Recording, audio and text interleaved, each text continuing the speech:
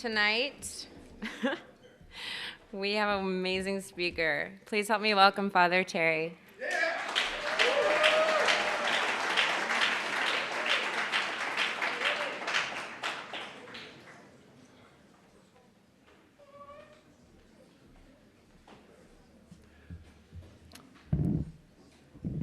Hello, my name is Terry, and I'm your amazing speaker. I'm an alcoholic. Hi. And I'm grateful to be sober, and I'm grateful to be in a meeting of Alcoholics Anonymous with a bunch of crazy alcoholics. I came to socially in a conversation on the disease concept of alcoholism in Hawthorne, where I was raised. He's going to turn that thing down a little bit, I think now. And my father was a member of Alcoholics Anonymous in 1943 and 44. And so I was a little kid then, and I didn't know what he was doing. But I remember him either being insanely drunk or a very considerate, good guy. Nothing in between. And I didn't think about it. I was 6 years old, and he had a slip, and he died in withdrawal on his 42nd birthday when I was 6 and a half. A few little sisters and older brothers, so I was aware of alcoholism, and I would talk to my mother about it. She says, "Don't think badly of your father and your Uncle Bill and your Uncle Matt and your Uncle Ed. Say a prayer for them. They're sick. Say a prayer. The first drink gets them drunk." So I had this orientation. I was, getting hip to this, and I, adult children of alcoholics. Mostly, you associate people with alcoholic parents as, going crazy and getting into trouble, and but there's a whole group that go the other direction. Either you get in trouble to get negative attention to substitute for love, or you create order and get A's in school, be a good boy, good little girl. And I guess I took that path. I didn't know I was taking that path. But I got A's in school and went along, and I decided I wanted to be a priest. I took a confirmation. I'm a Catholic kid. The bishop in those days would have everybody stand up and take the pledge not to drink till you're 21. I stood up and took the pledge. Everybody told me, "Don't worry. Nobody keeps the pledge. Have a drink." I said, I kept the pledge. And I went to the seminary to study to be a priest, and while there in college, longest paper I wrote in college was called Alcoholism. I read the big book and went to AA meetings for research, and I read the big book 2 years before I had a drink. And that's weird enough to mention.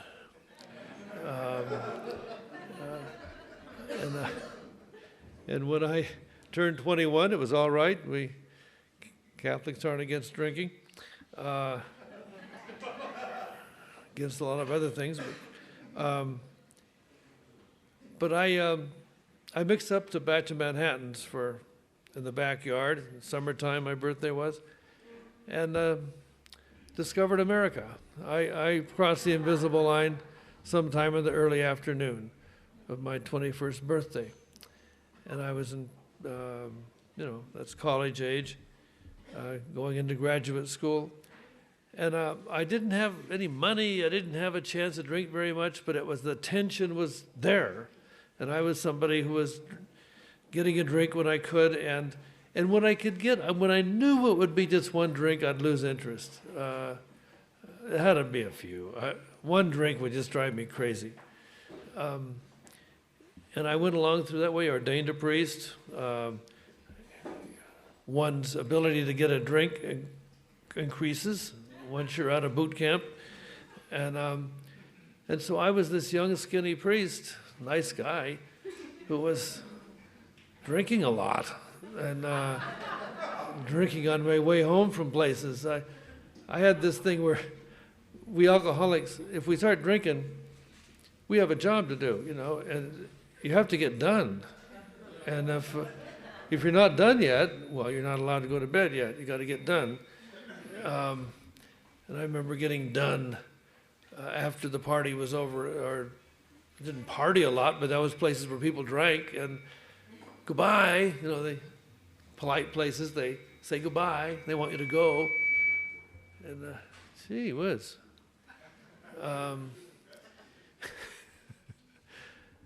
And I still had to get done. I would bar hop my way home, and I would seldom buy a bottle, because there's different things people have in their head that mean alcoholism. The most common is to miss work from drinking, and that means you're alcoholic. So people go to work almost dead to prove they're not alcoholic. And or having the morning drink, though, you're drinking in the morning, you're an alcoholic. Other people go to shake themselves to death until whatever hour they put on it. Maybe that's old-fashioned, but there was a lot of people trying to do that. And I had this thing, if you buy a bottle, a fifth of scotch in those days, how old I am, it wasn't 750 milliliters. If you buy a big bottle of scotch after midnight, that's not social shopping, You can't, if you buy a big bottle at night, you're a drunk, And I went along very obsessed, very preoccupied. When I drank, it was just,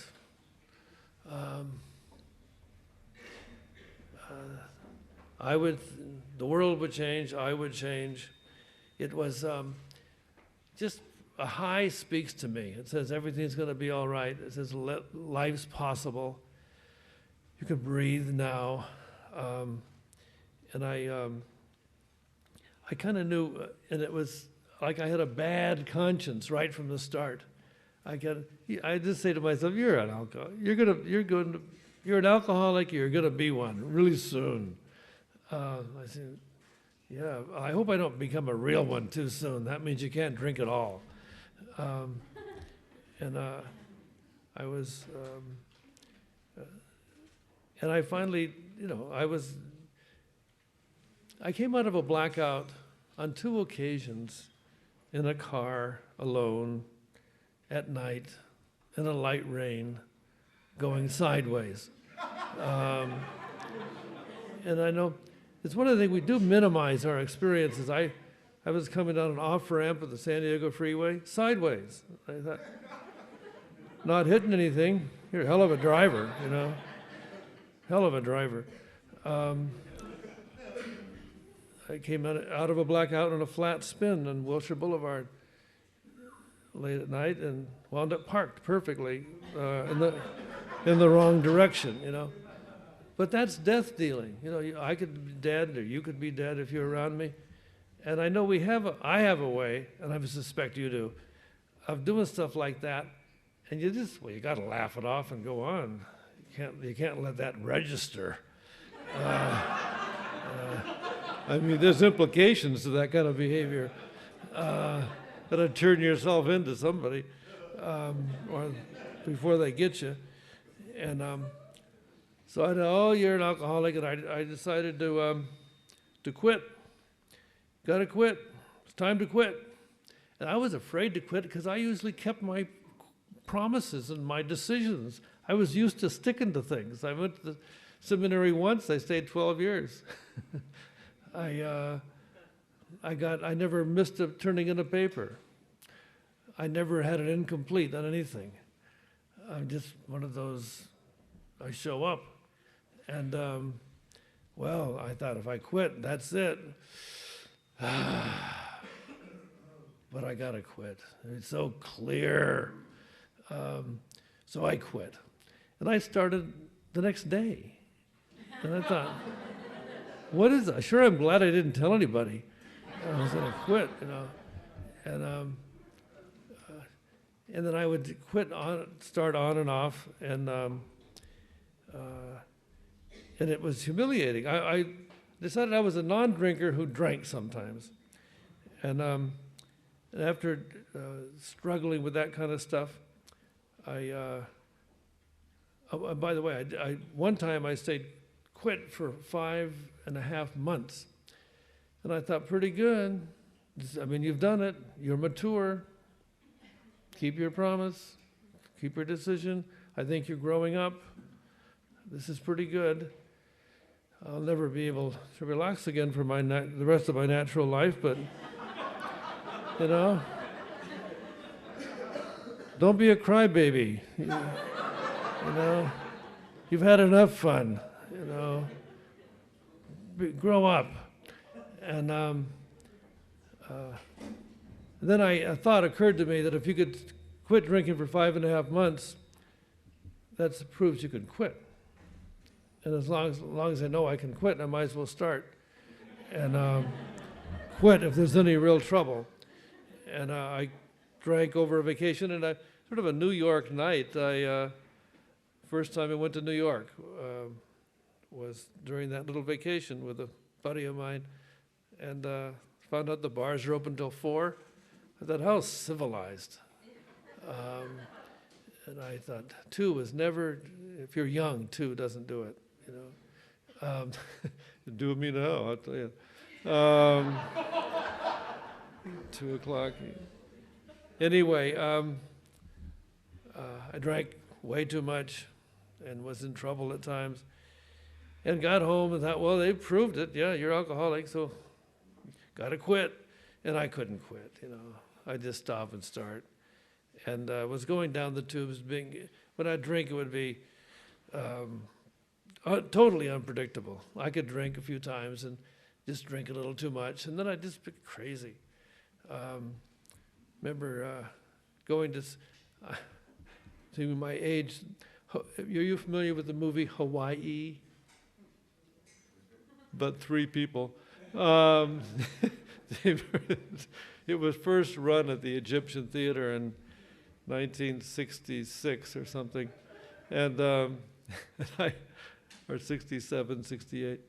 Yeah, probably 68. No. He's 66. And I was on a day off with a couple of my buddies, and they wanted to see Hawaii, first run. And do you ever get kind of loaded, and then someone wants to go to a movie where you stand in line for a long time before the movie, and then get in trapped, you know? So I resisted it, but I went along with it, and we got in there, stuffed in the middle of far from the aisle, and the movie started. I remember blue on the screen, and I thought, I got to have a drink. And I clutched my movie ticket stub and stepped on everybody's toes, making my way to the aisle, and up the aisle, through the lobby, across Hollywood Boulevard to Hal's Nest, and ordered double scotch. I didn't even go in the bar all the way. I just went to the edge, into the bar, double scotch, water back, boom, back, down the aisle, stepped on everybody's toes, sat down. Then I stood up, stepped on everybody's toes, went up, and I don't know how many times I did that, but I was 86 from Hal's Nest without being in it. I was refused service, and that's what I would get into, and I was getting into trouble, all kinds of trouble, missing things, and having trouble with my boss. We had talks. We agreed all the time that I shouldn't drink, and one time he turned me into his boss, and so I got to go out and see the cardinal, and we agreed I shouldn't drink anymore. And I lasted about 2 weeks for the cardinal, and showed up I got home at 7:45 for the 6:30 Mass, kind of coming across the schoolyard with the kids as they had their little lunch pails and lunch sacks, and I was dragging my sweater coming out of a blackout. I thought, I guess this is it. I said, the old man said, yeah, this is it. And so that's when I turned the corner and became officially labeled socially an alcoholic, because I was fired and sent to a diversion treatment hospital. And When doomsday comes, well, first of all, do you ever hear people have a sense of impending doom that's common for alcoholics? Well, the reason is doom is impending. That's you come out of blackouts and cars sliding sideways, doom is impending, maybe in a second. But when doom actually arrives, we're not as impressed, as, when doom was, I was fired, and you could, nobody likes to get fired, even if you can get a job pretty easy. But if you live where you work and drive a company car, it's a big change. Anyway, I was fired. I was on hold. I was sent to an aversion treatment hospital where it's a Pavlov dog approach to sobriety. It's pretty old-fashioned. You get a nausea drug, warm salt water, so you don't hurt yourself throwing up. And they give you your favorite drinks, and you throw up really fast into a drowning, panic, nausea kind of thing. And 5 of those treatments, together with a spirit of good sportsmanship, should keep you sober for the rest of your life. And but when I made that transition, doomsday, and now I'm an official drunk, and I think my experience, I'll bet, is kind of like yours. We're not that impressed. I live with a sense of doom every day, and when doom comes, it's not that much of a contrast to a regular day. It's just, you get to meet new people, go to new places. It's kind of interesting. It breaks the monotony.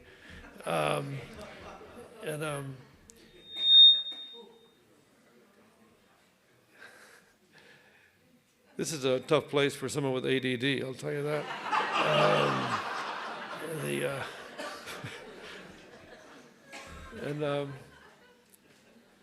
I'd last a little while and I would drink again. And I'd last a little while and I'd drink again. You're looking at, most of you are too young to even have heard of Schick Shadle's hospital, but I'm a 5-time loser. I've had 24 of those aversion treatments. And got drunk after that.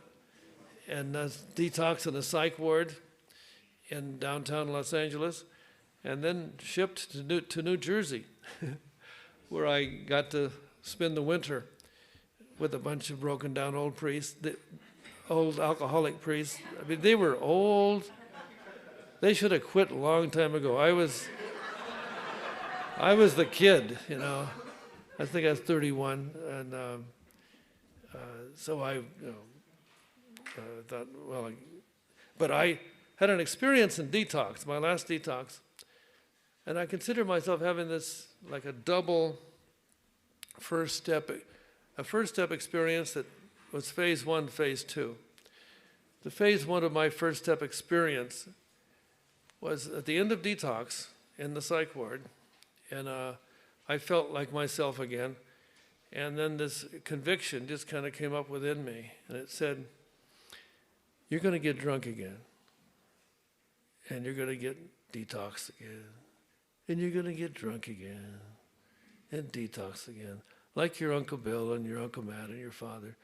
And you'll just do that until you become a pathetic, boring pain in the ass to all who know you. And then you'll die. My reaction was, at least I know. I couldn't stand getting my hopes up. I just couldn't stand that. I don't have to do that anymore. That's a relief. And that I consider that a grace of God, that my higher power let me feel my powerlessness over alcohol. There was just something gone. If I gripped, it didn't matter. Didn't matter. I was gone. And when I went back to the recovery house, I didn't want to be a party pooper, kind of a negative influence by explaining to people that it wouldn't work for me.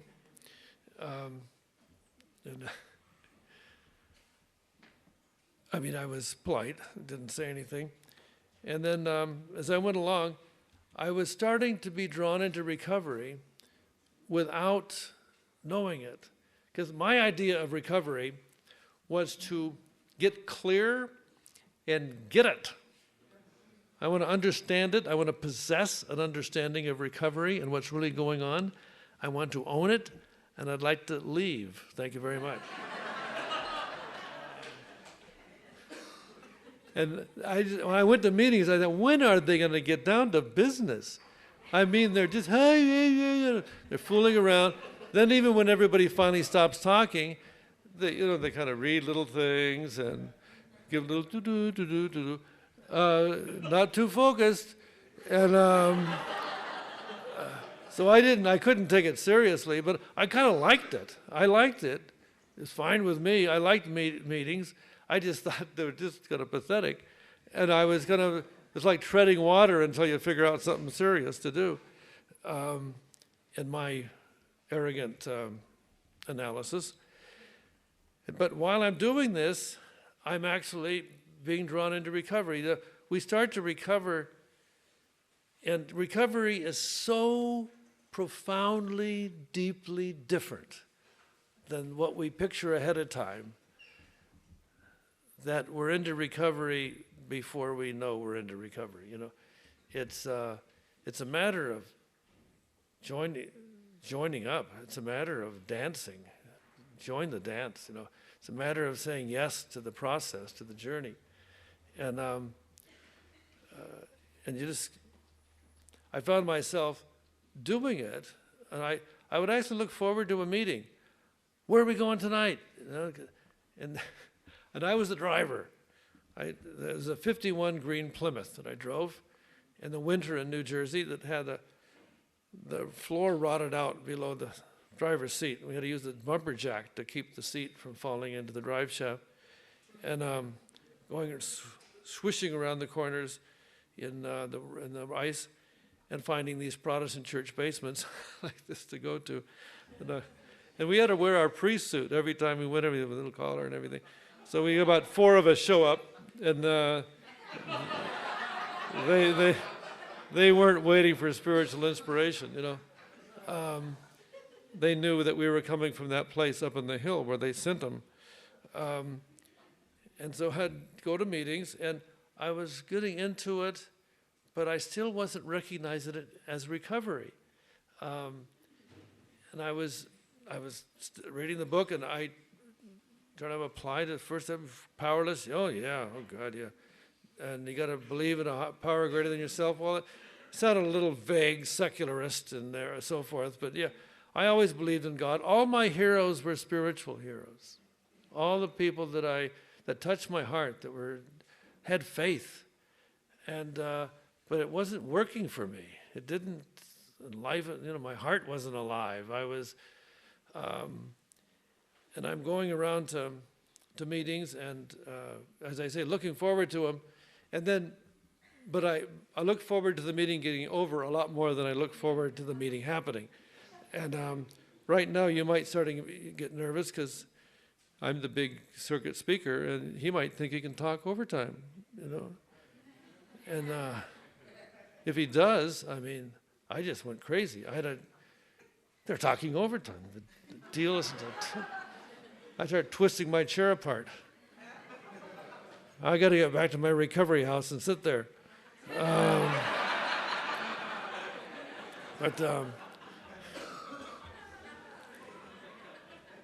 But I was at one of these meetings, and the guy speaking had me. He was going along, and he had me. He was a bright. He was really alcoholic. He touched me, and I was in there with him. And in the middle of his pitch, he said, "And I can stay sober only one day at a time." And my reaction was, he seems brighter than that, I thought one day at a time was the most no-content slogan you guys had. But I was in him, and when he said it, I didn't go through this, I'm describing it, but I didn't go through a word process. It was, inside of me, it just went in me, and there was a realization it applied to me. I can stay sober only one day at a time. And I felt humiliated. I felt like I was 5 years old. Here's Terry, he's sober all day today. Very good, very good. You run along now. We'll call you if we need you. What was that about? I was calling myself an alcoholic for years. I wasn't afraid of the label alcoholic at all. If you ask me if I was one, I'd say, of course I am. But I was hanging on to something. I was hanging on. See, I think I'm pretty smart. And I was hoping, I was banking on being able to figure something out. I think that's my analysis, for whatever it's worth. And when he said he could stay soberly one day at a time, and he was bright, and it meant that I am never going to figure anything out deep enough and good enough to matter. I've figured a lot of things out, and I keep getting drunk. And there's something, I became a poor man that day. It's the image in my head is I'm a poor man with a little bowl. Sobriety, please, thank you very much. And I get my bowl filled every day, and I don't save up. There's no saving up. It's a little bowl, just lasts one day. And you go receive it. I'm an introverted, head-tripping, distrustful, suspicious person. I don't want to have to trust anybody giving me anything. I'd like to seduce you into giving me a lot of things, but I don't want to have to bank on you, I don't want to have to, and here I am, I don't want to have to bank on God. I'd like to give it to me, okay, I got it. There's still something in me like that. But as I went on, someone whispered in my ear, you were not sentenced to drink. You're a dingbat alcoholic, and if you don't play ball or join up, you will drink again and die in the way that you already know, the way you've been dying. But you don't have to do that. But in order to not do that, you don't have to do some heroic thing.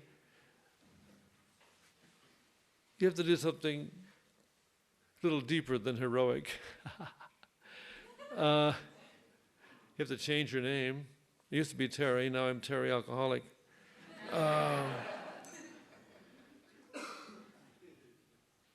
We had a guy, John Lockie was his full name, died a few years ago.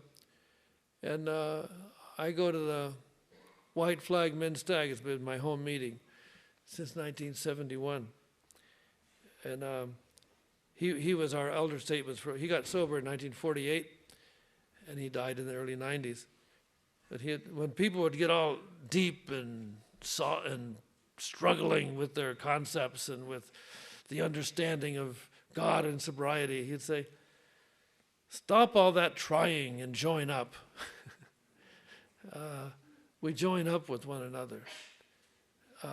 We get someone who's sober longer and been around, and we kind of just hang in there, and it isn't like going like a little automaton and doing everything I said. We hang in and we do the stuff suggested and show up and be here. I notice a lot of people raise their hand as newcomers, and I've been a newcomer a lot. I've been in a lot of treatment centers, and I've been really used to being a newcomer. And I'm used to being a newcomer who's kind of sleepwalking, who's, a cynicism that won't quit. I know how to be nice, but I couldn't trust. And I couldn't trust because I thought what you were giving was spiritual control. And spiritual life is the opposite of control. We don't get control. We get a chance to live and take the action suggested. And my experience of doing the steps, I have paid attention and I have taken action in all the steps. And I've always had the impression that I didn't do it well enough. I can't brag about the way I did the steps. I always had a feeling I was doing them in a half-ass way. If I was really spiritual, I've really got it, I would do the step really, I want to get it. And no, but I've never met anybody who got drunk and left the program because they didn't do the steps quite right. It's like not doing them is the big danger. And not doing them or doing them by yourself in a specially purified and deep way.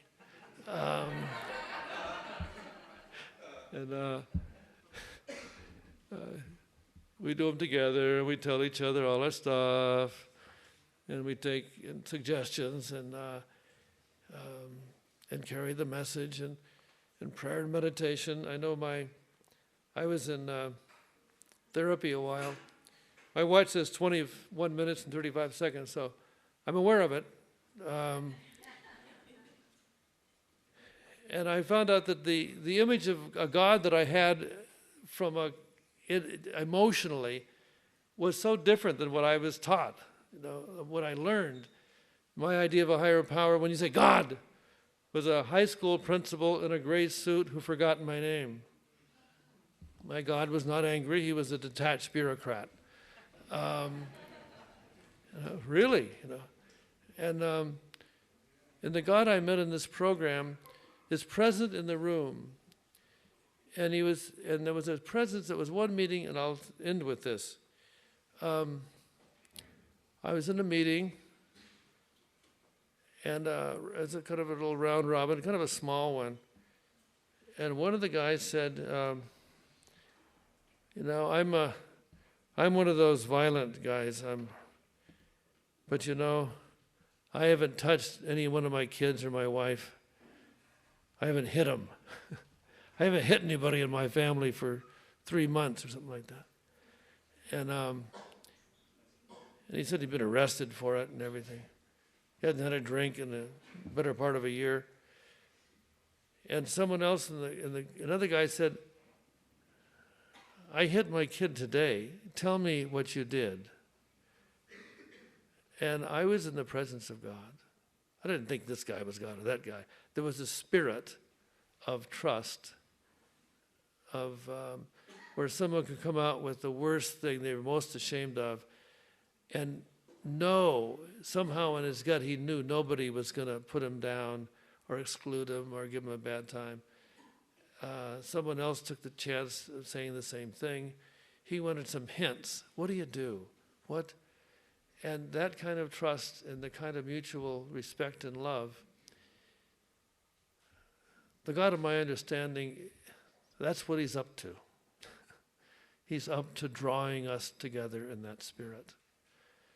And when we're together in that spirit and go to enough meetings, we don't have to drink, and we even feel very relieved we don't have to drink. And the urge to be better than other people gradually goes away and tell you, no, it's silly, and then you get the urge again and know you're silly, and you thank God for the program. Thank you very much.